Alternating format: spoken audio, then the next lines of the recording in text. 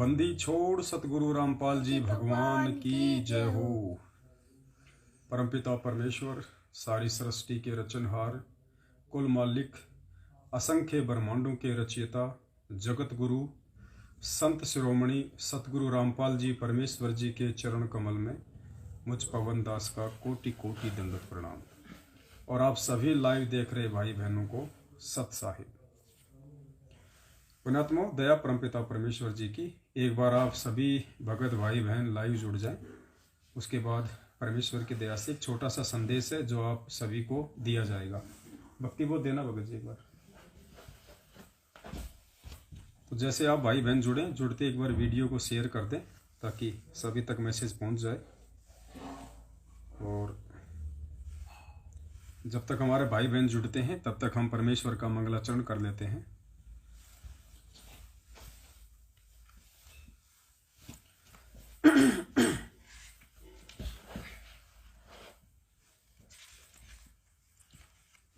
सत साहिब बंदी छोड़ सतगुरु रामपाल जी भगवान की जय हो।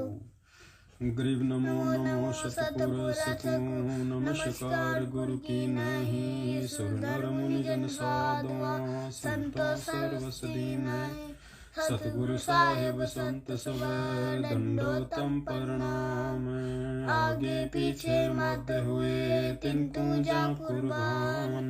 निराकार निर्विषम काल जाल भय भंजनम। निर्लेपम निज निर्गुणम अकल अनुप भय शून्य धुनम। सोहम सुरति समाप्तम सकल समाना निरतल। उजल हिरंबर हरदमम बेपरवा अथा है। वार पार नहीं मरते तुम गरीब जो सुमर सिद्ध होई। तना करो अनुग्रह सोई। पारस पद परवाना आदि गणेश मनाऊं। गणनायक देवन देवा चरण कमल लो लाऊं। आदि अंत करु सेवा परम शक्ति संगीतम। विचित दाता सोई अविगत गुण अतीतम। सत्य पुरुष निर्मोही जगदम्बा जगदीशम। मंगल रूप मुरारी तन मन अर्पण शीशम। भक्ति मुक्ति भंडारी सुर नर मुनि जन ध्यावे। ब्रह्मा विष्णु महेशा शेष सहस मुख गावे। पूजे आदि गणेशा इंद्र कुबेर सरिका। वरुण धर्म राय ध्यावे। समरथ जीवन जी का मन की इच्छा फल पावे। 33 कोटि अधारा ध्यावे शेष 88। उतरे भव जल पारा कट है यम की फांसी। 33 कोटि अधारा ध्यावे शेष 88। उतरे भव जल पारा कट है यम की फांसी। सत साहिब बंदी छोड़ सतगुरु रामपाल जी भगवान की जय हो। सत साहिब पुण्यात्मो दया परमपिता परमेश्वर जी की। और छोटा सा जो संदेशा था वो दिनांक 14 और 15 जनवरी 2022 को जयपुर में जो विशाल साध संगति होने जा रही थी उसके विषय में आप जियों को देना था।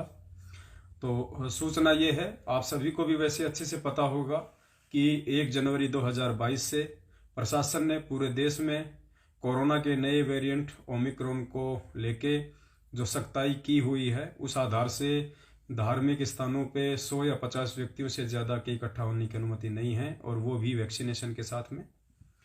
तो इस कारणवश जयपुर का जो प्रोग्राम था वो हम इतने विशाल लेवल पे नहीं कर पाएंगे। प्रोग्राम जरूर होगा, और ये प्रोग्राम हमने अब इसको डिवाइड कर देना है। प्रोग्राम उस परमेश्वर का हमने कैंसिल नहीं करना है, हमने इस प्रोग्राम को जो है डिवाइड कर देना है। कैसे?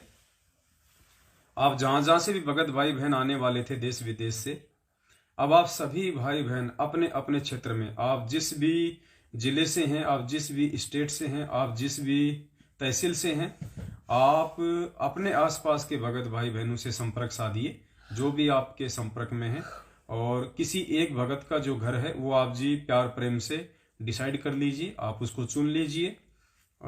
जैसे मान लीजिए आप किसी क्षेत्र में, किसी तहसील में आप जी 20 सतसेवक भगत भाई बहन हैं, या किसी जिले में आप जी 50 भगत भाई बहन हैं, तो आप सभी भाई बहन आपस में मिलके सलाह मशवरा कीजिए प्यार प्रेम से, और सर्व सहमति से किसी एक भगत का जो घर है आप जी उसको चुन लीजिए, जहां पे पर्याप्त जगह हो, जिस घर में किसी भी प्रकार से साथ संगति को लेकर कोई विरोध ना हो, पूर्णतया वो मर्यादा में हो। ऐसा कोई भी एक परिवार आप जी चुन लीजिए। सभी भाई बहन वहां पे ज्यादा संख्या में हमने वहां पे एकत्रित नहीं होना है। 30 40 50, 30 40 50, इससे ज्यादा हमने एक जगह पे इकट्ठा नहीं होना है। और उस दिन जगह जगह सैकड़ों जगह हम परमपिता परमेश्वर सतगुरु रामपाल जी भगवान को भोग लगाएंगे आरती के साथ में। छोटा सा वहां पे भंडारा होगा सभी भगत भाई बहनों का। तो इस प्रकार से हमने साथ संगति के इस कार्यक्रम को डिवाइड करना है, कैंसिल नहीं करना है। क्योंकि यदि थोड़ी बहुत शांति यदि इस देश और दुनिया को यदि मिलने वाली है आगामी विनाशकारी समय में, तो इन्हीं सात संगतियों के माध्यम से ही मिलेगी। जहां जहां भी परमपिता परमेश्वर के बच्चे उन्हें भोग लगाएंगे पुण्यात्मा, वहां वहां परमात्मा शांति का वातावरण, शांति का माहौल पैदा करेगा अपनी आत्माओं के लिए, चाहे वो जगत वाले हों चाहे वो भगत हों। तो प्रोग्राम कैंसिल नहीं है हमारा, बस हमने उसको थोड़ा सा जो है डिवाइड कर देना है। और जहां भी प्रोग्राम हो उस प्रोग्राम को लेके किसी भी भगत भाई बहन में जरा सी भी एक खींचातानी नहीं होनी चाहिए। हालांकि मुझ दास को ये शब्द बोलने की आवश्यकता नहीं पड़नी चाहिए, फिर भी सूचना देना दास का कर्तव्य है। यदि कोई भगत भाई ये कहता है कि भाई नहीं आपके घर पे नहीं मेरे घर पे होनी चाहिए, तो ऐसा बिल्कुल भी इस भक्ति मार्ग में नहीं होना चाहिए। ये जबरदस्ती का काम नहीं है, ये मान बढ़ाई और दिखावे का नहीं है। ये कोई जरूरी नहीं है कि आपके घर पे होगा तो ही परमात्मा आपसे प्रसन्न होंगे, नहीं। परमेश्वर आपके मन की शुद्धता, आपकी मर्यादा, आपके भक्ति भाव से प्रसन्न होगा। आपके घर पे भोग लगने से परमात्मा प्रसन्न नहीं होगा। तो वैसे भी मालिक की वाणी है, एक ने कही दूजे ने मानी, कहे कबीर वो दोनों ज्ञानी। तो हम परमपिता परमेश्वर के सत्सेवक बच्चे हैं। हमने बहुत ही प्यार प्रेम से एक दूसरे की भावनाओं को समझते हुए हमने इन सात संगतियों को आगे लेके चलना है। तो इस प्रकार से हमने सात संगतियां रखनी है प्यार प्रेम से, बिना किसी निर्विरोध के। दूसरी बात, जहां जहां भी सात संगतियां होंगी और यदि वहां मान लीजिए 10 भगत आते हैं, 20 भगत आते हैं, 40 आते हैं, इससे ज्यादा हमने भक्तों को इकट्ठा नहीं होने देना है। अगर इससे ज्यादा कई भगत हैं तो आप जी 2 जगह पे सात संगतियां रखिए। एक जगह पे 40 या 50 से ज्यादा भगत भाई बहन इकट्ठे नहीं होने चाहिए, क्योंकि हम भी नहीं चाहते कि सात संगति के दौरान किसी भी प्रकार की कोई प्रशासनिक बाधा उत्पन्न हो। हमने अपना काम निकालना है गुरुदेव के आशीर्वाद से, तो बहुत ही सोच समझ के। अगर भक्तों की संख्या ज्यादा होती है तो आप किसी दूसरे के भगत पे आपस में विचार विमर्श करके दूसरी सात संगति वहां पे हम रख सकते हैं। इस प्रकार से हमने डिवाइड करना है। सात संगति में जितने भी भगत भाई बहन आएंगे, खर्चा एक भगत भाई बहन वहन नहीं करेगा। ध्यान रखना, जिस भगत भाई के घर पे सात संगति का प्रोग्राम है, सारा का सारा जो खर्चा है वो भगत भाई वहन नहीं करेगा। अगर 20 भगत आए हैं और वहां जो भी सामान्य तौर से जो भंडारा बना है, हमने फालतू की चीजें तो बनानी नहीं है। परमेश्वर को भोग के लिए हलवा बनाना है और थोड़ा थोड़ा सभी भाई बहनों के हाथ में प्रसाद के रूप में आ जाए। आप जी खीर बना सकते हैं, सब्जी पूरी बना सकते हैं, कम भगत हैं तो आप जी चपाती बना सकते हैं। देसी घी का हमने प्रयोग करना है, इस बात का विशेष तौर पे ध्यान रखना। भंडारे में टोटली हमने देसी घी का ही प्रयोग करना है, डालडा या तेल का प्रयोग ना करें। तेल का वैसे किया जा सकता है, यदि किसी की आर्थिक स्थिति ऐसी अच्छी नहीं हो तो वो तेल का प्रयोग वो कर सकता है, लेकिन विशेषकर भंडारे में नहीं करना है। वैसे तो हम रोज अपने घर पे हम तेल का हम छोकन सब्जी में देते ही हैं, उसको हम वो परमात्मा को भी भोग लगाते हैं रोज। लेकिन चूंकि एक भंडारा होता है इसलिए भंडारे में हमने तेल का और डालडा का प्रयोग नहीं करना है, देसी घी का ही प्रयोग करना है। चाहे सब्जी हो, चाहे चपाती हो, चाहे पूरी राम हो, चाहे हलवा राम हो, देसी घी का ही हमने प्रयोग करना है। अगर 20 भगत आए हैं, 30 भगत आए हैं, तो उस हिसाब से आपस में मिलके जो भी खर्चा सात संगति का आता है सभी भाई बहनों ने मिलके उठाना है। जिसके घर पे सात संगति है वो ये कहने का भी अधिकारी नहीं है कि नहीं भैया आधा खर्चा मैं उठाऊंगा या पूरा खर्चा मैं उठाऊंगा। इस परमेश्वर के प्रोग्राम में ना ही तो किसी ने कोई अपनी चलानी है और ना ही किसी की अपनी कोई वो चलेगी। ध्यान रखना, या जो भी कुछ होगा परमेश्वर के विधि विधान अनुसार होगा, क्योंकि 5वां योग सबने संपूर्ण करना होता है, इसलिए इसमें सबका ही हिस्सा होगा। तो जिसके घर पे सात संगति हो वो ये गलती बिल्कुल भी ना करे कि भगत जी मैं आप लोगों से जो है सहयोग नहीं लूंगा भंडारे में। ऐसा कहना वो फिर उस परमेश्वर की नजरों में दोषी सिद्ध होगा। तो जो भी भगत भाई बहन वहां जाएं, आपने ऐसे भी आंख बंद करके वहां सहयोग नहीं करना है। जब सात संगति कंप्लीट हो जाए उसके बाद जिस भगत भाई के घर पे सात संगति थी उसको बैठाओ, उससे पूछो कि भैया टोटल खर्चा कितना हुआ। टोटली साग सब्जी फल फ्रूट भोजन भंडारा घी सब कुछ मिला के टोटली वो कहेगा भैया 2000 का खर्चा है, 1500 का खर्चा है, 3000 का खर्चा है। तो जितने भगत भाई बहन वहां पे आए हुए हैं आप सब मिलके उस खर्चे को पूरा कीजिए। यदि कोई भाई ऐसा है जो बराबर का हिस्सा नहीं दे पाता है तो कोई जरूरी नहीं है, कई ऐसे होंगे जो बिल्कुल भी नहीं दे पाएंगे तो भी कोई जरूरी नहीं है। बाकी जो समर्थ है जिनको परमेश्वर ने आर्थिक तौर से संपन्न किया हुआ है वो आपस में मिलकर सात संगति का खर्चा उठा लें, और जिसके घर पे सात संगति है वो भी उसी एवरेज में अपना सहयोग करे। ऐसा नहीं कि मेरे घर पे सात संगति है मैं तो 500 दूंगा, मैं तो 2000 दूंगा। अगर आपने अपनी चलाई आप परमेश्वर की नजर में दोषी होंगे, आप पुण्य के बजाय पाप के भागी हो जाएंगे। परमात्मा कहते हैं करत है पुण्य होत है पापम, तो हमने अपनी बिल्कुल भी नहीं चलानी है। दूसरा 14 और 15 जनवरी को जो सात संगति के कार्यक्रम होंगे तो 30 40 या 50 भक्तों के लिए होगा लास्ट। किसी ने भी कोई टेंट की व्यवस्था नहीं करनी है, जिसके घर पे व्यवस्था हो वो ही अपने घर पे ये सात संगति का प्रोग्राम रखवाए, और जिसके घर में सभी उपदेशी हों या जिसके घर में तनिक भी विरोध ना हो ऐसी आत्मा के घर पे ही आपस में सभी भाई बहन सलाह मशवरा करने के बाद ही डिसाइड करें कि ये जो सात संगति का प्रोग्राम है ये किस भगत के घर पे होना चाहिए।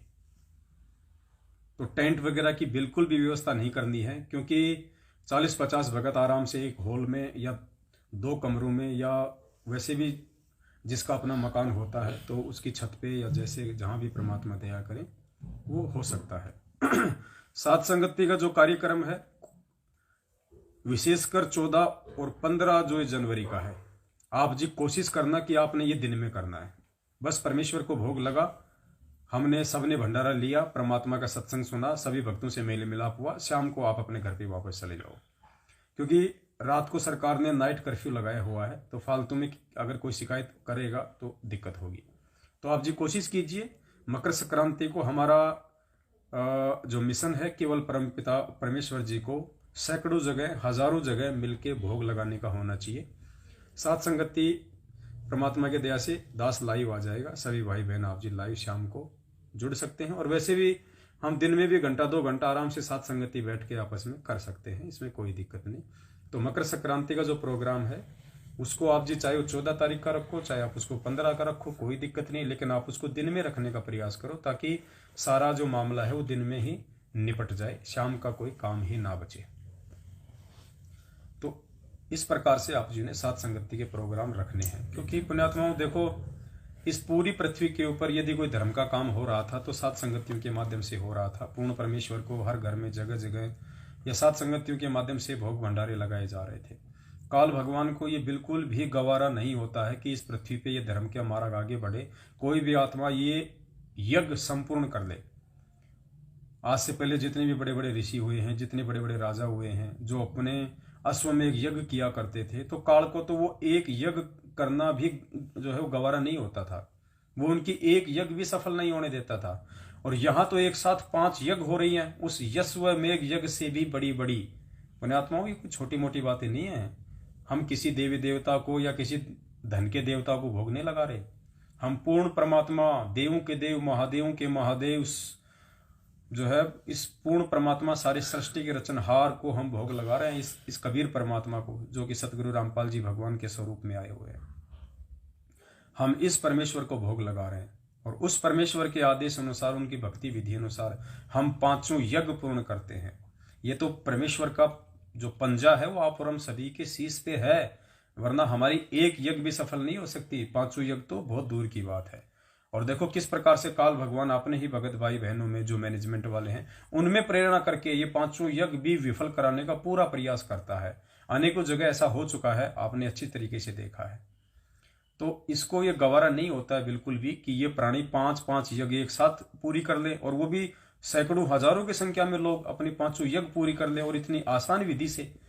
तो इसको तो ऐसा इसके तो सिर में दर्द हो रखा है, इसके इंद्र के और इस काल भगवान के, कि ये क्या हो रहा है इस पृथ्वी पे। तो हमने बहुत ही प्यार प्रेम से हमने अपने परमेश्वर को प्रसन्न करना है, अपने पूज्य गुरुदेव भगवान को हमने प्रसन्न करना है। साथ संगतियों को लेके आपस में किसी भी प्रकार का कोई मनमुटाव नहीं होना चाहिए। जो जैसा कहे उसी की बात मान लो कि ठीक है भगत जी, अगर परमेश्वर आपके घर की प्रेरणा कर रहे हैं तो बहुत अच्छी बात है, लेकिन भगत जी वहां पे सारी जो है सुविधा होनी चाहिए। ऐसा नहीं, आपके भाव हैं बहुत अच्छी बात है, लेकिन साथ में जो भगत भाई बहन आएंगे उनके लिए भी तो सारी व्यवस्था होनी चाहिए ना।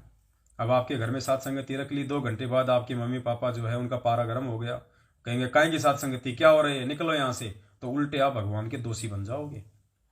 तो ऐसी रिस्क कोई ना ले, ऐसी गलती कोई ना करे। ये परमात्मा का मार्ग जोश में होश खो के आगे बढ़ने का नहीं है, ये जज्बाती होने का नहीं है। बहुत ही सोच समझ के कि हम सब की 5 यज्ञ भी पूर्ण हो, हमारे गुरुदेव को भोग भी लग जाए और हमारा परमात्मा भी जो है प्रसन्न हो।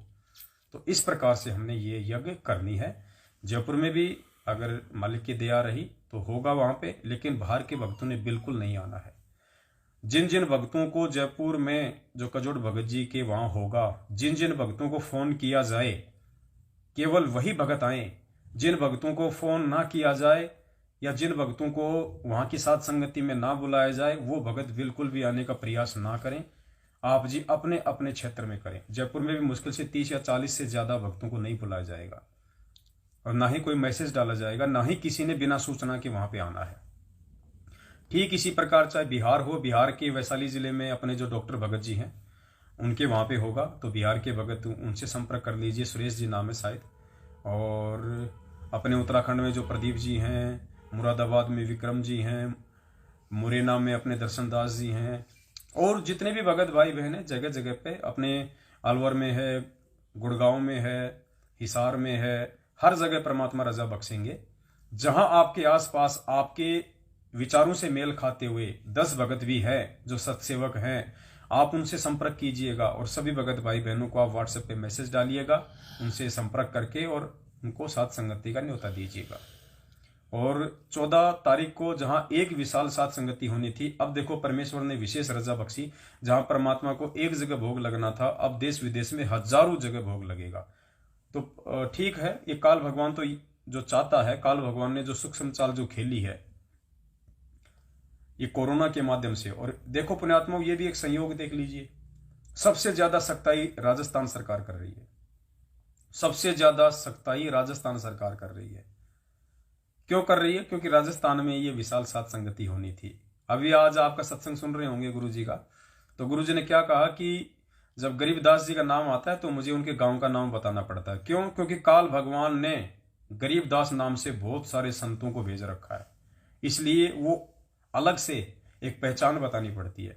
तो ठीक इसी प्रकार ये काल भगवान की सूक्ष्म चाल थी जयपुर की साथ संगति को रुकवाने की। लेकिन आपको पता ही है, परमात्मा कहते हैं तू डाल डाल तो मैं पात पात, और गुरुदेव हमेशा काल की चाल से ही अपना कार्य सिद्ध करते हैं। शुरू से ये नियम रहा है परमात्मा का।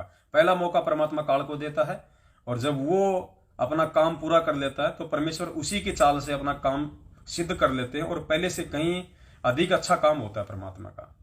तो ये जयपुर में अगर काल भगवान अगर ये कोरोना के माध्यम से अगर ये सख्ताई नहीं करवाता तो खाली एक ही जगह भोग लगता, और अब क्या होगा, अब परमेश्वर का देश विदेश में हजारों जगह भोग लगेगा।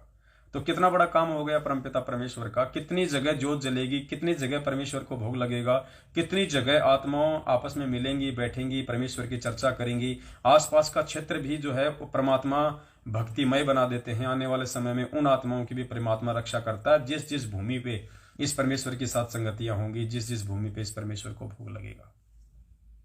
तो काल की चाल से परमात्मा सदा अपना कार्य सिद्ध करता आया है। इसको भी परमात्मा प्रसन्न कर देता है बच्चे को कि ले भाई कोई बात नहीं, तू भी राजी हो जा, नालायक है तो तू मेरा ही, भले तूने वहां पे गंदा कर्म किया, तूने ये घटिया कर्म किया, लेकिन बाप की तो वही बात है, बेटा चाहे कितना ही जो है नीच हो जाए, बेटा चाहे कितना ही नीचे गिर जाए, बाप की जो ममता है, जो प्यार है, वो कम नहीं होता है।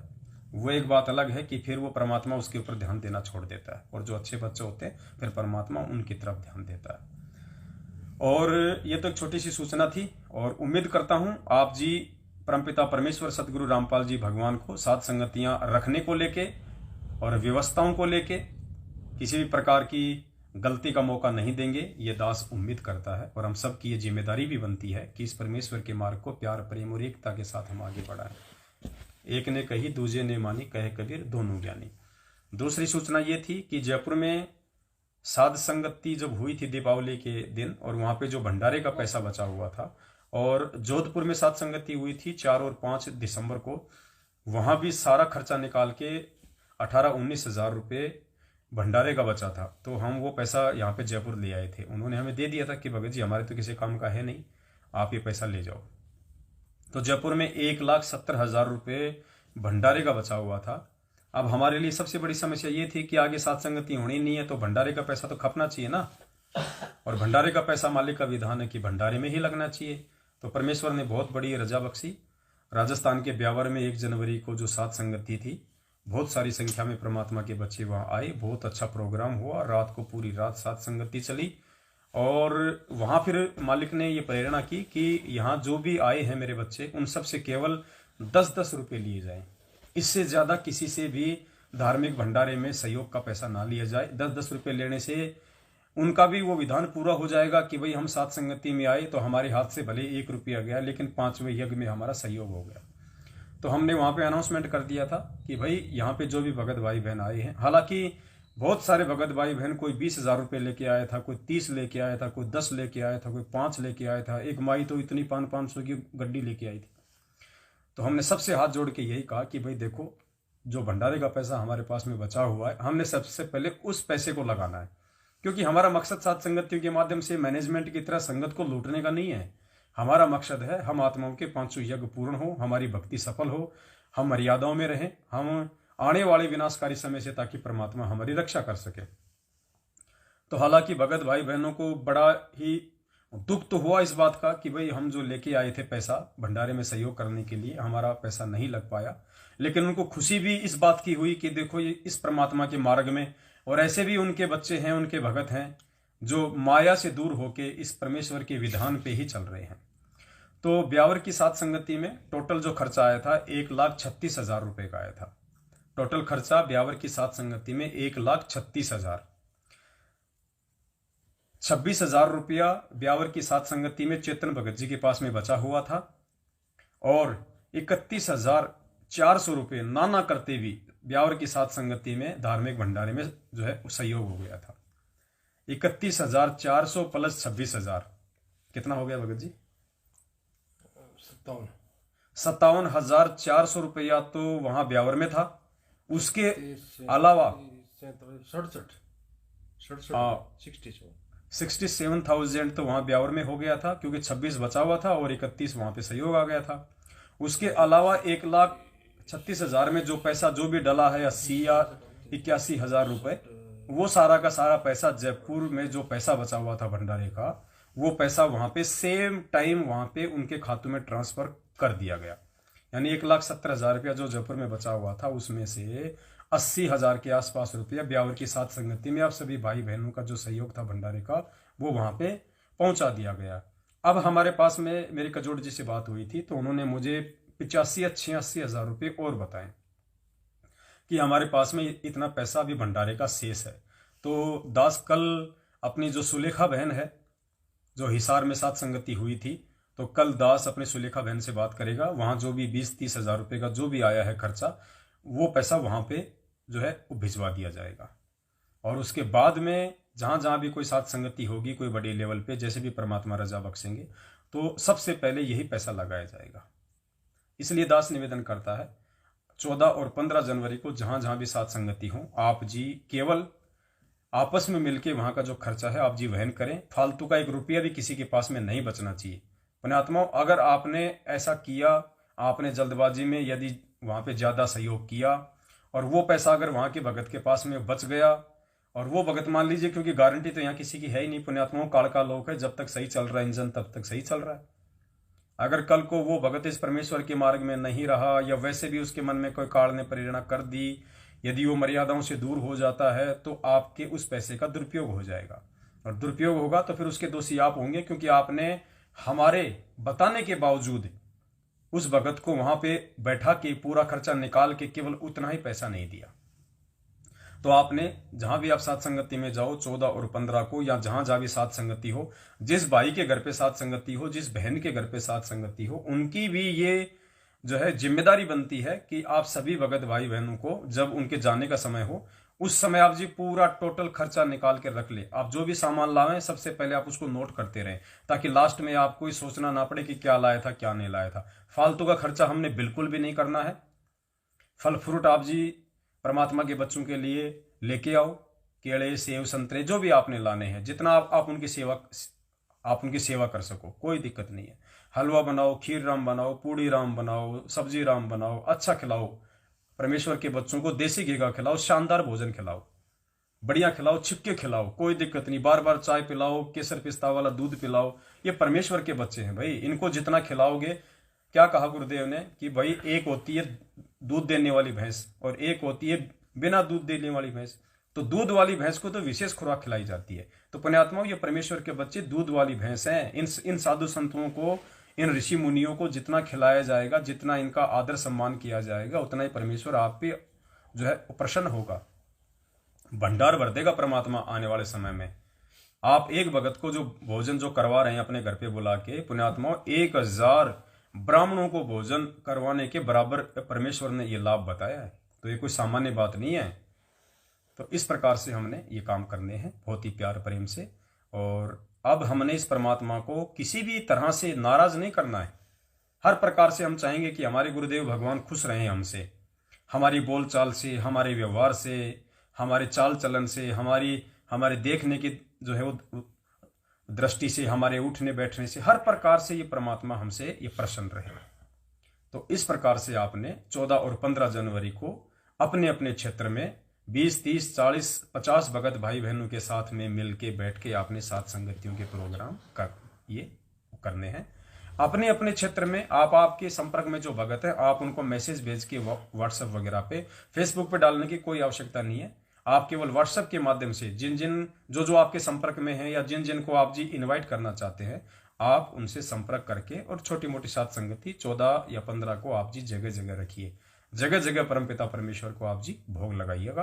क्योंकि पुण्यात्माओं देखो, 2022 शुरू हो चुका है और परमात्मा बार बार ये संदेशा संगत में दिलवा रहे थे कि अब वो परमात्मा जेल में बैठने तो आए नहीं, और दुनिया ने अपनी नालायकी के चलते और काल प्रेरित भक्तों ने अपनी नालायकी के चलते, गुरुदेव के पूज्य गुरुदेव का जो परिवार है जो कलयुगी, उन लोगों ने अपनी नालायकी के चलते काल प्रेरित होकर जो घटिया हरकतें की हैं, उस आधार से परमात्मा जेल में बैठे हुए। तो दुनिया के लिए तो प्रत्येक दिन ऐसा है जैसा बिल्कुल कांटा चुभने जैसा, सामान्य तो होगा नहीं। और भगवान जेल में बैठने आया नहीं, तो दुनिया का हर दिन जो है मुसीबतों में गुजरेगा। 2022 शुरू हो चुकी है, समय विनाशकारी है। आप देख रहे हो किस प्रकार से प्रशासन के द्वारा सख्ताइयां की जा रही है, किस प्रकार से लोगों को जो है ये बंदिशें लगाई जा रही हैं। तो परेशानी तो भक्तों को भी आएगी, लेकिन भक्तों के साथ परमात्मा रहेगा। उन भक्तों के साथ जो अपने गुरु को ही भगवान मानते हैं, अपने गुरु को ही परमात्मा मानते हैं, किसी और में परमात्मा नहीं देखते, किसी दाढ़ी मूंछ वाली फोटो में भगवान नहीं देखते। और जो पूर्णतया जो मर्यादाओं में रहेंगे, जो सिर धड़की बाजी लगा के रहेंगे कि चाहे जो मर्जी हो जाए, हम अपने गुरुदेव के वचन पे चलेंगे, चाहे धरती इधर से उधर हो जाए। भाई जो गुरु वचन पे डट गए कट गए फंद 84 के। फिर देखना परमात्मा कैसे हमारे साथ रहेगा, पल पल साईं की तरह। लेकिन परमात्मा ये भी तो देखता है ना कि देखिए भगत इन परिस्थितियों में कैसे डामाडोल होता है, भगत के अंदर क्या ऊंच नीच के हाव भाव आते हैं, भगत कौन सा नीचे वाला रास्ता अपनाता है। परमात्मा तो सहयोग करेगा, चाहे कैसी भी कोई मुसीबत क्यों ना हो, चाहे काल सिर पे आके बैठ जाए, फिर भी परमात्मा रक्षा करेगा। लेकिन परमात्मा रक्षा करेगा लास्ट पॉइंट पे, एंड में। उससे पहले परमात्मा उस भगत को देखता है कि ये क्या रास्ता अपनाता है। तो ये ज्ञान परमेश्वर ने हमें इसलिए दिया है, सात संगतियों से मालिक ने हमारे को इसलिए जोड़ा है कि हम दृढ़ रहें, सुदृढ़ रहें। और इस भगवान के अलावा दुनिया में कोई परमात्मा नहीं है। आने वाले समय में ये पत्थर के देव, ये पुजारी, ये भगवान सब फेल होने वाले हैं। ये 33 करोड़ देवी देवता, ये राम, अल्लाह, खुदा, गॉड, वाहिगुरु सब फेल होने वाले हैं। केवल एकमात्र प्रभु, एकमात्र अल्लाह, गॉड, राम, ईश्वर, मसीह, सतगुरु, वाहिगुरु, ये सतगुरु रामपाल जी भगवान है। और आने वाले समय में यही सबके सामने उभर के आएगा। और कोई देव, कोई महादेव, कोई परमात्मा इस दुनिया में नहीं है इसके अलावा। आज ठीक है, आज लोगों को समझ में नहीं आ रहा तो कोई बड़ी बात नहीं है। जब तक हमने नाम दीक्षा नहीं ली थी तब तक हमें भी तो यही लग रहा था। तो आज वही सोच जो नाम दीक्षा लेने से पहले आप और हमारे थी, आज इन दुनिया वालों की है। लेकिन जैसे ही नाम लेते और जानकारी होते हमारी सोच बदल गई, वैसे ही एक दिन उनकी भी सोच बदल जाएगी। तो परमात्मा तो एक ही रहेगा पूरी दुनिया में। एक के साधे सब सदे, सब साधे सब जाए, माली सिंचे मूल को फले फूले आघाए। और आज जो इस परमेश्वर के मार्ग पे दृढ़ता के साथ में इस परमेश्वर के ज्ञान को आधार बना के अपने गुरु की पहचान करके गुरु में परमात्मा देख के आज जो इन विषम परिस्थितियों में संघर्ष के साथ में जो खड़ा रहेगा, आने वाले समय में देखना परमात्मा उन्हीं आत्माओं के साथ रहेगा। विशेष सेवा मिलेगी उन आत्माओं को, परमेश्वर के जो है बेहद नजदीक रहने की सेवा मिलेगी। एक समय ऐसा आ जाएगा पुण्यात्माओं, गुरुदेव केवल आपको टीवी पे ही आशीर्वाद दिया करेंगे। हो सकता है देश दुनिया वालों को गुरुदेव के साक्षात दर्शन करने का भी मौका ना मिले। या हो सकता है जैसे गुरुजी बताते ना, कोई हीरो या हीरोइन आ जाती है, 2 किलोमीटर लंबी लाइन लग जाती है, भीड़ हो जाती है, वो देखते हैं वो रहा, वो खड़ी, वो खड़ा। तो ऐसा हो जाएगा आने वाले समय में, दूर से ही परमात्मा का आशीर्वाद देखने को मिलेगा यूं। और वो आत्माएं जो आज अपने गुरु वचन पे हैं, जो आज संघर्ष कर रही हैं, जो आज माया के पीछे नहीं भग रही, जो आज संगत को लूट नहीं रही, जो आज अपने भाई बहनों के साथ में प्यार प्रेम से रह रही हैं, सभी को साथ लेके चल रहे हैं, जो आज संघर्ष कर रहे हैं, देखना आने वाले समय में 24 घंटे वो आत्मा, वो परिवार उस परमेश्वर के साथ रहा करेंगे। नास्त्रेदमस ने कहा कि सैकड़ों परिवार उस महापुरुष के साथ में विदेशी यात्राओं में रहा करेंगे। जैसे आज देश का प्रधानमंत्री है, आज विदेशी दौरे पे जाता है, 100-200 आदमी जाते हैं उसके साथ। इसी प्रकार से जब कल को पूरे विश्व में इस परमपिता परमेश्वर सतगुरु रामपाल जी भगवान का राज्य होगा, साम्राज्य होगा, हर देश का राजनायक इस परमेश्वर को दंडवत प्रणाम करके फिर अपनी सीट संभाला करेगा। परमेश्वर के दिशा निर्देशन में वो अपना राज कार्य किया करेगा, परमेश्वर की मर्यादाओं में रह के उनका भगत बन के। उस समय पुण्यात्माओं, ये परमात्मा कोई ब्रह्मा विष्णु में इसके माता पिता दिखाने में थोड़ी लगा रहेगा। ये परमात्मा ये देवताओं की पंचायत लेके थोड़ी बैठेगा कि कौन किसका बाप है, कौन किसकी माँ है, शंकर का दादा कौन है। बता दिया परमात्मा ने, जो बताना था वो सीडी में डाल दिया, पेन ड्राइव में डाल दिया, सारे प्रमाण सारे यूट्यूब पे डाल दिए। जिसने देखना देखो, अपनी भक्ति करो, नहीं देखना अपने घर पे बैठो। परमेश्वर तो वैश्विक संचालन पे रहा करेंगे। आज अमेरिका, आज चाइना, आज रूस, आज जापान, आज मलेशिया, सिंगापुर, फिर इंडिया। तो उनके साथ में कई विमान चला करेंगे परमपिता परमेश्वर के साथ में। उनमें सैकड़ों की संख्या में जो है सहपरिवार लोग जो है वो यात्रा किया करेंगे। तो वो कौन होंगे? वो गुरुदेव का ये कलयुगी परिवार नहीं होगा, ये कोऑर्डिनेटर, ये नामदान संचालक नहीं होंगे, ये तो आपको देखने को भी नहीं मिलेंगे। वो होंगे जो आज इस परमेश्वर के मार्ग में सिर धड़की बाजी लगा के चल रहे हैं, जो आज जो संघर्ष कर रहे हैं, वो आत्माएं उस परमेश्वर के साथ में चला करेंगे। क्योंकि ये वो सेना है जिस सेना का परमात्मा आगामी समय के लिए चुनाव कर रहा है। तो हमने इस प्रकार से अपनी रहनी कहनी को करना है। और थोड़ा सा समय है पुण्यात्माओं, ये तो सबको पता है। गुरुदेव बार बार कहते हैं कि भाई अपनी मौत को ध्यान में रखो। ये सोच लो बेटा, मरना तो है ही, ये तो है नहीं कि तू अमर रहेगा। अमर तो यहाँ पे रावण नहीं रहा, हिरणाकुश ही नहीं रहा। यहाँ पे तो अमर तो तीनों देवताओं में जो सबसे बड़ा है उम्र के मामले में शंकर जी, वो ही अमर नहीं है। ये काल ही अमर नहीं है, दुर्गा ही अमर नहीं है। आप और हम कहां से अमर रह जाएंगे? आधी से ज्यादा उम्र तो चली गई है, थोड़ी बहुत बची है, तो मरना तो वैसे भी है। तो गुरु जी कहते हैं क्यों ना इस परमात्मा के वचन पे मर जाओ, ताकि जीवन तो सफल कर जाओगे। मरना तो है ही, एक दिन सबको मरना, आए दिन लोग मर रहे हैं, हम देख रहे हैं। तो थोड़ा सा जीवन बचा है हमारा, भगवान ने हमें इतनी समझ दे दी, इतनी जानकारी दे दी। अब क्यों ना हम इस परमेश्वर की मर्यादा निभाते निभाते मरे, हम इस परमेश्वर के मार्ग में संघर्ष करते करते मंसूर की तरह मरे, मीरा की तरह मरे, धना भगत की तरह मरे हम, ताकि हमें कुछ हासिल तो होगा। और जब तक जिएंगे तब तक उस मालिक का आशीर्वाद हमारे साथ में रहेगा। गीता जी में काल ने अर्जुन को भ्रमित किया था ना कि तेरे दोनों हाथों में लड्डू हैं, जबकि उसके ना तो इधर लड्डू रहा ना उधर लड्डू रहा। ना तो जीते जी उन्होंने राज भोगा, ना मरने के बाद में राज भोगा, ना कोई उन्होंने उस स्वर्ग भोगा। तो उसने तो दिया था धोखा। और इस परमेश्वर के मार्ग में हमारे दोनों हाथों में लड्डू हैं। मर्यादा में रहेंगे, संघर्ष करेंगे, जीते जी ये परमेश्वर हमारा ये लोक भी सुखमय बना देगा। 24 घंटे हम परमेश्वर के चरणों में रहेंगे। मालिक की वाणी है ना, दिया कबीरा रोय, कौन सी वाणी है परमात्मा की? हाँ, परमात्मा कहते हैं कबीरा राम बुलाइया और दिया कबीरा रोय। जो सुख है सत्संग में वो बैकुंठ में ना होए। तो जो सुख सत्संग में अर्थात सच्चे संत की शरण में है, जो उनके चरणों में है। हाँ, राम बुलावा भेजिया दिया कबीरा रोय। जो सुख है सत्संग में वो बैकुंठ में ना होए। तो जो सच्चा सुख इस पूर्ण संत पूर्ण परमात्मा सतगुरु रामपाल जी भगवान की जो है संगति में है, उनके चरणों में है, उनकी सेवा में है, उनकी पूजा में है, वो सुख यहाँ के ब्रह्मलोक में भी नहीं है। और पुण्यात्मा छोटी सी बात है, आप सात संगतियों में आते हो, जो आता है उनको तो पता है इस बात का, सात संगतियों में पूरी रात आप नहीं सोते, नींद उड़ा देता है परमात्मा। इतना हमें मतलब इंटरेस्ट आता है उस परमेश्वर की महिमा करने में, उनकी चर्चा सुनने में, उनके महिमा का जो है वो गुणगान करने में। जब एक छोटी सी सात संगति में हम आपस में भगत भाई मिलके जब इतना आनंद महसूस करते हैं, तो सोचो जब सारी सृष्टि का रचनहार पूर्ण परमात्मा जब आएगा जिस दिन और जब सत्संग करेगा है, तो पुण्यात्मा उस समय कितना ये आत्मा आनंद का अनुभव करेगी, क्योंकि उस समय तो हमें इस परमात्मा की पूर्ण पहचान भी हो चुकी होगी। सात संगतियों का मकसद यही तो है कि गुरुदेव के जेल से आने से पहले पहले हम उनको परमेश्वर के रूप में स्वीकार कर लें, उसके बाद भी ये भक्ति आगे चलेगी। अभी तो संघर्ष चल रहा है। अभी आज कोई सोचे मैं भक्ति कर रहा हूँ, किसी की भक्ति नहीं चल रही है, फॉर्मेलिटी पूरी हो रही है। अरे खुद जब भगवान यहाँ पे संघर्ष कर रहा है तो भगत कहां से भक्ति कर लेगा।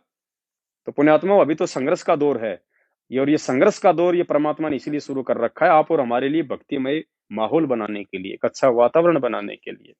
तो भक्ति तो परमात्मा करवाएगा। गुरु जी कहते हैं भक्ति तो हम करवाएंगे, भक्ति तो परमात्मा करवाएगा, तुम काहे की भक्ति कर लोगे। तो वो भक्ति के लिए ही परमात्मा उस संघर्ष में यदि हमने सहयोग नहीं दिया तो हमसे बड़ा नीच और निकृष्ट प्राणी और कौन होगा। जहां एक तरफ आज गुरु जी के परिवार वाले संगत को लूटने में लगे हुए हैं, जैसे कौवा होता ना, कौवा, गुरु जी कहते हैं वो जख्मी गधे की पीठ पे बैठ जाता है, और वो इतना हरामी होता है, उसको ये भी नहीं होता कि भाई इसके बेचारे के दर्द हो रहा है, उसके जख्मों को नोच नोच के खाता है, मांस को। ठीक इसी प्रकार गुरुदेव के जाने के बाद ये संगत जो है उस गधे की तरह ये जख्मी हो चुकी है। इस संगत को ये नहीं पता हमने क्या करना है, हमने क्या नहीं करना है, कौन से रास्ते जाना है, गुरुजी क्या शिक्षा दे के गए थे, हमने क्या करना है, ये जख्मी हो चुकी है। और ये नालायक ऊपर से काल प्रेरित ये कौवे, गुरुजी के परिवार वाले, कोऑर्डिनेटर, नामदान, संचालक, बेटा बेटी, भाई बंधु, रिश्तेदार, जवाई, ये वो नालायक कौवा है जो बेचारी उस जख्मी संगत की पीठ को ज्योति पाठ दान दसवेंश के नाम पे नोच नोच के खा रही है, चील कौवे की तरह नोच नोच के खा रही है। तो पुण्यात्मा और उधर से यदि कोई भद्र पुरुष जा रहा हो तो वो स्वाभाविक उसके उस दुख को देख के, उसके उस वो दर्द को देख के उस कौवे को उड़ा दिया करता है, ताकि उसको कुछ राहत मिले उसको बेचारे को।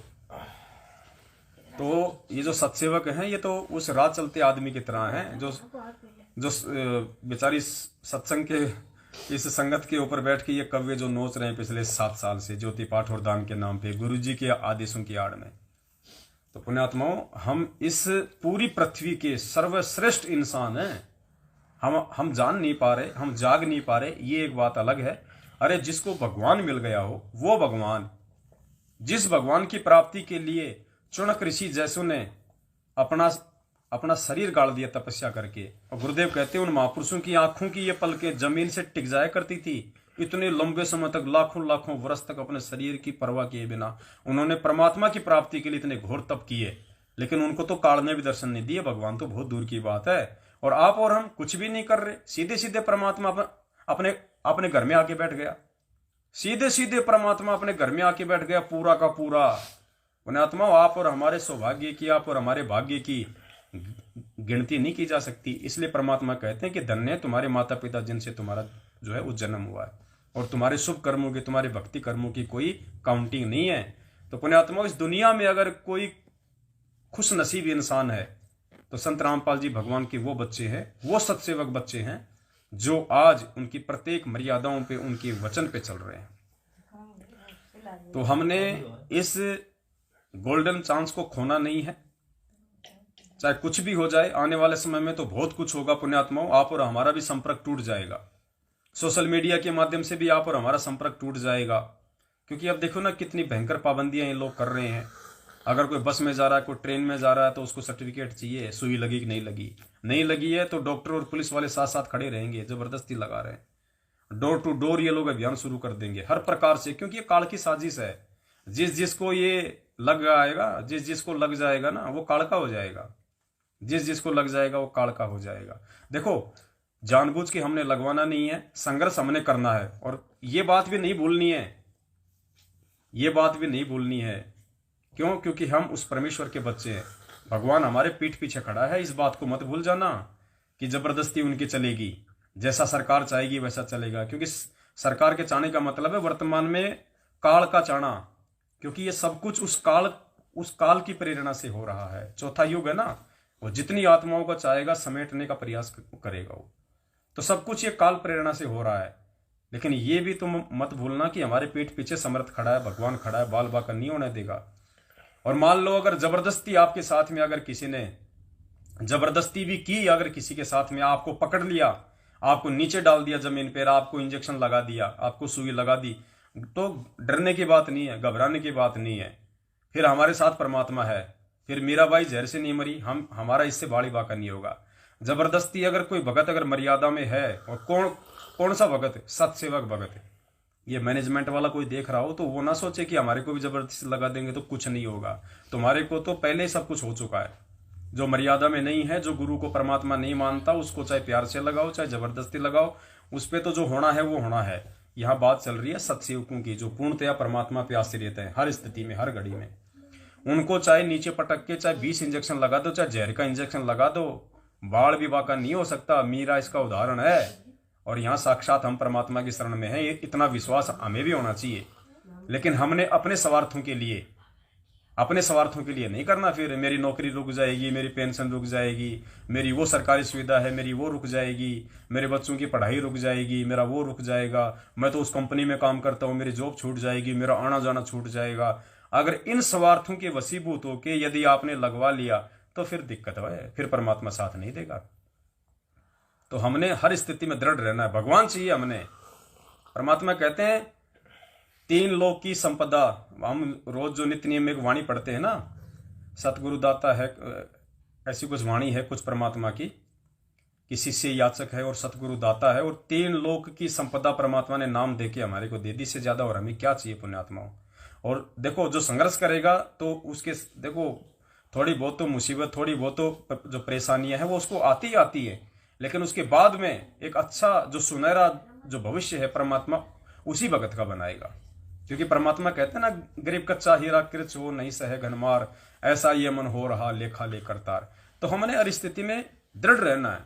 क्योंकि आप सबको पता है भगवान ने हमारे को चमड़े के जूते पहनने के लिए मना किया हुआ। क्यों? क्योंकि व्यापार, जीवित पशुओं की खाल उतारी जाती है अपने व्यापार के लिए।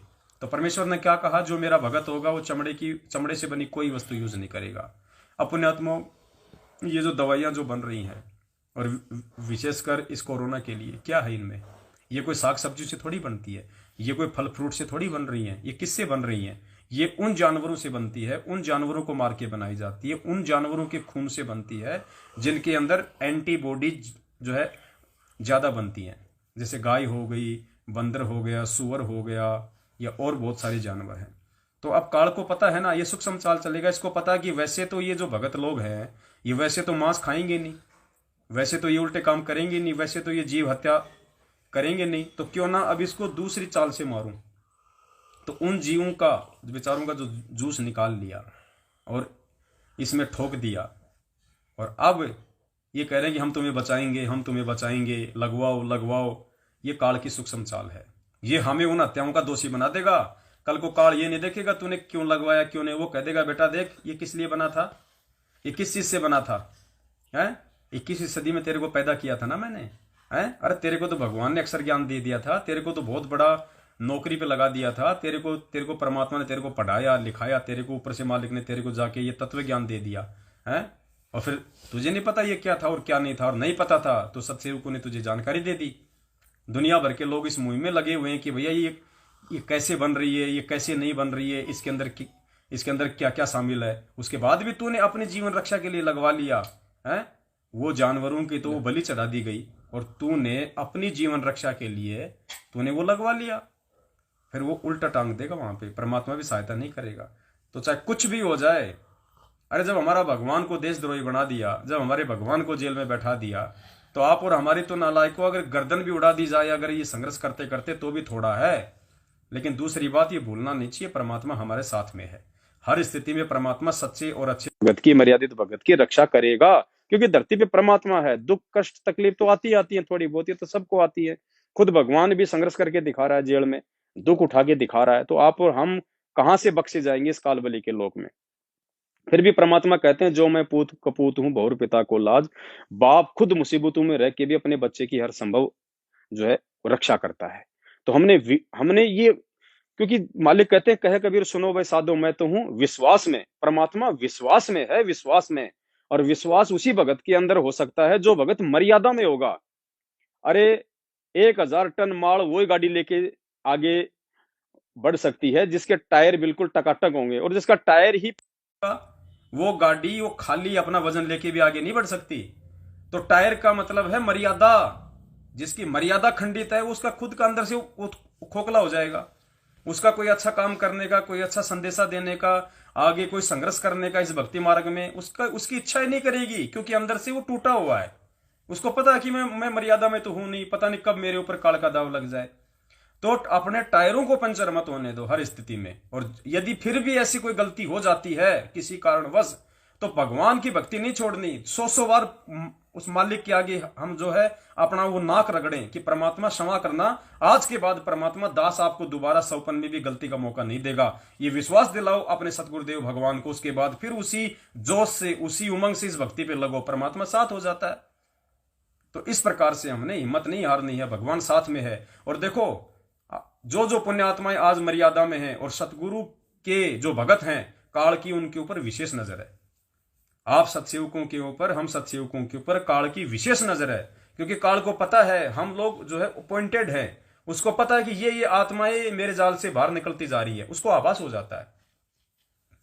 गुरुजी ने क्या बताया, जब कसाई के बाड़े से कोई बकरा या बकरी एक बार किसी भी तरह से अपने वो गले से जेवड़ा निकलवा के और छलांग मार के जैसे भी वो बाड़े से बाहर निकल जाती है ना, तो और जब दोबारा जब वो उस कसाई के हाथ आ जाती है, तो उसको विशेष तौर पे उसको बांध के रखता है।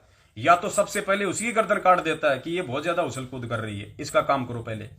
अगर नहीं मारेगा उस समय, उसको जरूरत नहीं है, तो उसको डबल तरीके से उसको रस्सियों से बांधता है ताकि अब की बार ना निकल जाए। तो इसी प्रकार हम इसके बाड़े से बाहर हो चुके हैं, और हम कोई गलती करके अगर इसके हाथ आ गए दोबारा, तो या तो ये काटेगा या ये ढंग से ऐसा कुछ कर देगा, हम दोबारा इस परमात्मा की शरण में नहीं आ पाएंगे इस जन्म में। तो अब हम इसके बाड़े से बाहर जा चुके हैं। हमें गुरुदेव ने छलांग मारनी सिखा दी कि बेटा ऐसे छलांग मार, इसके बाड़े से बाहर निकल। अब इसके हाथ नहीं आना है। हाथ आने का मतलब मर्यादा नहीं तोड़नी, कहीं भी कोई लीक पॉइंट नहीं देना इसको, वरना अगर इसकी पकड़ में आ गए फिर दोबारा इससे छूटना मुश्किल हो जाएगा। तो इस प्रकार से हमने अपने गुरुदेव भगवान पे विश्वास करके, और पुण्यात्मा भगवान है, अभी दिखाएगा भगवान, रुक जाओ थोड़े देर में भगवान वाले काम क्या होते हैं। और उन आत्माओं के साथ होगा चमत्कार जो आज संघर्ष कर रही हैं। देखना आने वाले समय में एग्जाम्पल बनेगी वो आत्मा, दुनिया देखेगी यार ये किसके भगत हैं, यार ये कौन से लोग के प्राणी हैं। ऐसा ऐसा होगा आने वाले समय में, जब दुनिया अपने घरों में दुबकी रहेगी, परमात्मा के बच्चे ऐसे पहन के बनियान और बिल्कुल फ्री फंड घुमा करेंगे, स्वतंत्र निर्भय। मालिक कहते हैं निर्विकार निर्भय तू ही और सकल भयमान, सब पे तेरी साई भी तुझ पे साई बनाए। जब हमारा बाप निर्विकार और निर्भय है, तो बाप में बेटों के तो उन बेटों में बाप के थोड़े बहुत तो लक्षण आते हैं ना। तो जब बाप निर्भय है, निर्विकारी है, निडर है, तो हम कैसे डर जाएं? हम कैसे बात बात पे इस काल भगवान के आगे हम नीचे हो जाएं? हम क्यों अपनी मर्यादा तोड़े चंद स्वार्थ और लालच के लिए, जबकि हमें पता है कि अगर मर्यादा में रखेंगे तो दुनिया की सबसे बड़ी संपदा हमें मिलने वाली है वहां सतलोक में, जिसकी कोई कीमत नहीं है। यहाँ की तो नस्वर है आज, नहीं तो एक कल जाएगी। आज अपने पास में कल को 4 बेटे हो गए, आपस में बांट लेंगे। तेरे हिस्से में क्या आएगा? तेरे हिस्से में एक टूटी सी खाट आएगी, और वो खाट भी परमात्मा कहते हो जीने के नीचे वो डाल देते हैं। मालिक ने सत्संग में कहा ना कि बूढ़े के खाट और ये छानी काटने का गंडासा, ये जीने के नीचे मिला करते हैं। तो वो मिलेगा लास्ट में यहाँ में, और क्या मिलेगा। तो इस प्रकार से हम सबको भाई बहनों ने मिलकर चलना है, संघर्ष करना है। परेशानियां सबके जीवन में आती हैं, लेकिन भक्तों के साथ भगवान है, इस बात को कभी भूलना नहीं चाहिए। तो एक छोटा सा संदेशा था जो आप जियों को ये देना था। वीडियो को ज़्यादा से ज़्यादा शेयर करें। और दास आपको बता रखा कि दास अभी कल यहाँ से निकल जाएगा, क्योंकि ये मेरा मिडवे था, ये किशनगढ़। जब भी कहीं मैं जाता हूँ इस रूट पे, तो मैं बीच में यहाँ पे रुक जाता हूँ। अपने रामदेव भगत जी हैं। आपको भी अगर कभी मिडवे करना हो, कहीं आना जाना ऐसा हो आपका दिल्ली बॉम्बे वाले रूट पे, तो अजमेर के पास में किशनगढ़ है। ये होटल हाईवे किंग है। आप जी यहाँ पे निर्भय होके, निश्चिंत होके, भोजन पानी के लिए, रात्रि विश्राम के लिए आप जी यहाँ पे ठहर सकते हैं। बिल्कुल परमात्मा के सारे बच्चे आपकी सेवाओं में तत्परता के साथ रहेंगे। पूरा परिवार नाम उपदेशी है, कोई रोकने वाला नहीं, कोई टोकने वाला नहीं, कोई बोलने वाला नहीं है। आने वाले समय में तो भगत जी को प्रेरणा हो रही है। साइड में इनका एक बड़ा सा 300-400 गज का जो प्लाट है वो पड़ा हुआ है। परमात्मा के दया से उसको बरवाड़ा आश्रम जैसा बना देंगे, ऊपर सेट डाल देंगे, नीचे पक्का कर देंगे, ऊपर लैट्रिन बाथरूम रसोई बना देंगे और एक प्रोजेक्टर लगा देंगे। टाइम टू टाइम परमात्मा का सत्संग, मालिक के बच्चे लौट मारो, नीचे गद्दे बिछा देंगे। अब 2 शब्द आपको रामदेव भगत जी कहेंगे, उसके बाद फिर लाइव को समाप्त कर दिया जाएगा। सत साहिब। मैं चाय पी लेता हूँ पुण्यात्माओं तब तक।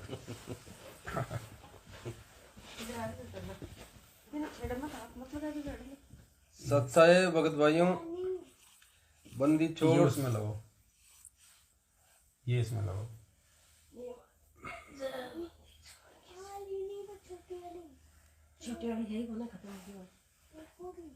बंदी छोड़ सतगुरु रामपाल जी भगवान की जय हो। भगत भाइयों, जो 14 और 15 जनवरी को जो साध संगति के लिए जो पवन भाई ने जो मैसेज दिया है, साध संगति जो जयपुर में होनी थी उससे भी बढ़ चढ़ के होनी चाहिए। जब अपना मिशन ये कामयाब होगा, मालिक प्रसन्न होंगे कि वास्तव में मेरे बच्चे देखो आज लगातार इस मिशन को आगे बढ़ा रहे हैं। और सत सेवक भाइयों का जो मिशन है वो वास्तव में रात और दिन आगे बढ़ रहा है। आप और हम सब इससे वाकिफ है। अभी जो ब्यावर में साध संगति हुई 1 तारीख को, वहाँ आपने सबने देखा ही होगा, कम से कम 400-500-600 भगत भाई वहाँ आए थे।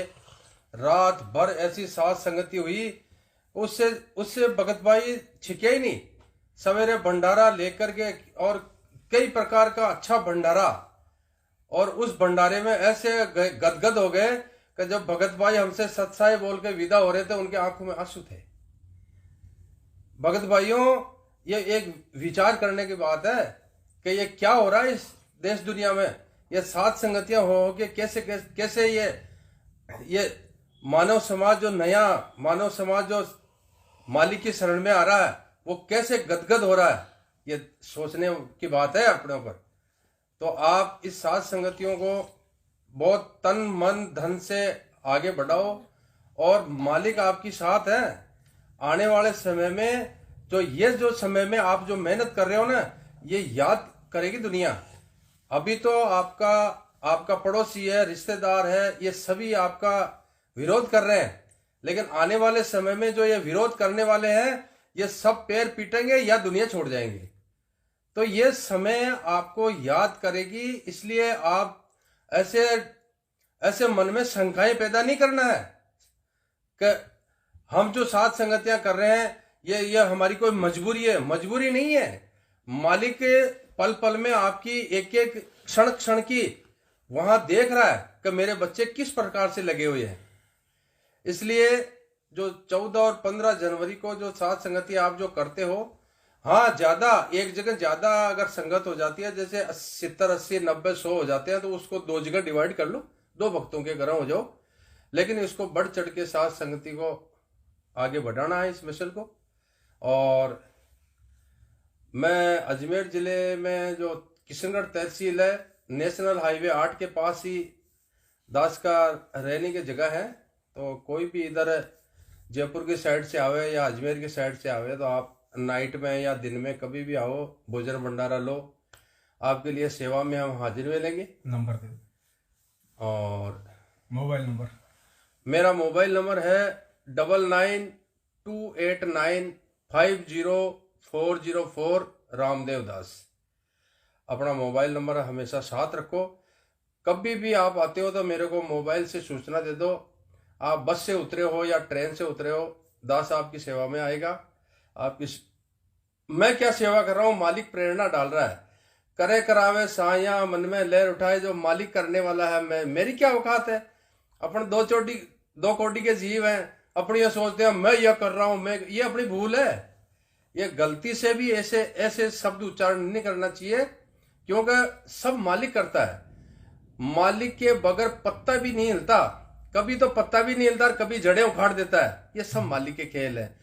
इस चीज को जो जीव समझ जाता है, वो फिर मालिक के चरणों को पकड़ लेता है। भगत भाइयों, सत साहेब जय बंदी छोड़ सतगुरु रामपाल जी भगवान की जय हो। हाँ